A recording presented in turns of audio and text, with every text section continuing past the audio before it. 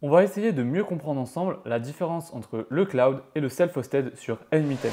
La première différence, on va déjà la retrouver au niveau du prix, et je pense que la plupart s'en doutent. Donc on a pour le cloud, c'est environ 50 euros par mois, je crois que maintenant c'est même 60 euros par mois, alors que le VPS, tout dépend de votre serveur, mais généralement ça coûte entre 5 et 20 euros par mois. Je ne vais pas vraiment m'attarder sur le local, puisque là, ici, on va comparer surtout ces deux-là. Maintenant, on a des workflows illimités sur le cloud, et également sur le VPS. On n'a aucune maintenance sur le cloud, alors que le VPS, notamment mettre à jour N8N, etc., ce sera à votre charge. L'accessibilité, c'est pareil. Pour le contrôle des données, c'est N8N qui gère, alors que là, sur un VPS, on a le contrôle de nos données.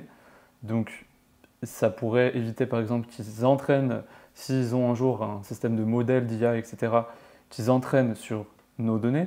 On a également pas accès aux community nodes.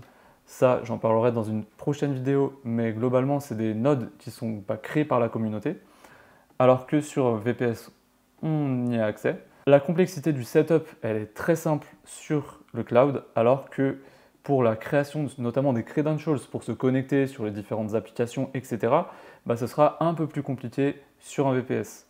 Notamment, je vais décrire ensuite la différence qu'il y aura entre les deux si on souhaite par exemple connecter Google Sheets. La sécurité, elle est gérée par N8N côté cloud, alors que côté VPS, voilà, c'est ton serveur, c'est à toi de gérer. Côté support, on aura sur le cloud, on aura un support amélioré, un support premium, alors que sur côté VPS, on n'aura que la communauté, ce qui est amplement suffisant puisque la communauté de N8N est énorme. Et enfin, la scalabilité, on est limité par le plan sur le cloud, alors que le VPS est évolutif. Maintenant, il y a une différence entre les deux produits, que ce soit le produit N8N sur le cloud et le VPS. Sur la version cloud, on a plus de features. On a par exemple les projets, on peut avoir plusieurs administrateurs sur les projets, on peut avoir accès aux variables globales. Tout ce que je vous dis là, c'est des choses auxquelles on n'a pas accès sur la version VPS, qui est donc N8N une version open source, mais elle est limitée par rapport à la version développée qui est hébergé sur le cloud. L'historique des workflows, par contre, on a, etc.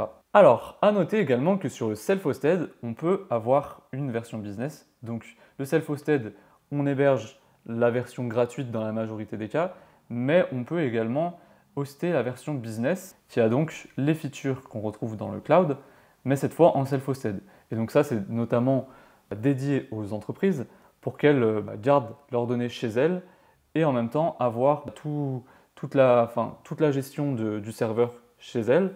Par contre, on peut avoir donc les features qu'on retrouverait normalement sur le cloud. Mais cette fois, on paye et on paye assez cher. Alors, on a donc les projets partagés, on peut avoir plusieurs administrateurs, on a surtout une différence, on peut gérer la version avec Git, on peut avoir des variables d'environnement, etc. Et surtout, on peut avoir différents environnements, donc dev, staging, prod, donc c'est très pratique. Chose qu'on peut venir installer donc sur le self-hosted, moyennant un petit billet de 800 euros par mois. Maintenant, une chose à noter, ce sera surtout dans les credentials et la difficulté de mise en place des connexions aux applications. Et ça, on va pouvoir le retrouver ici.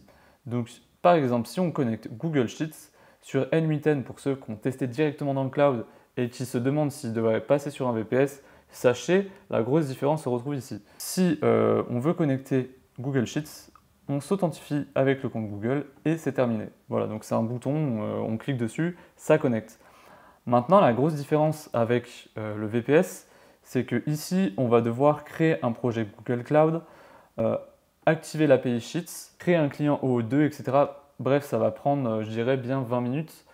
Et ça, il faut le faire pour la plupart des applications, notamment celles de Google, mais c'est le cas aussi pour d'autres. La connexion sera beaucoup plus complexe, mais à noter qu'elle est à faire qu'une seule fois.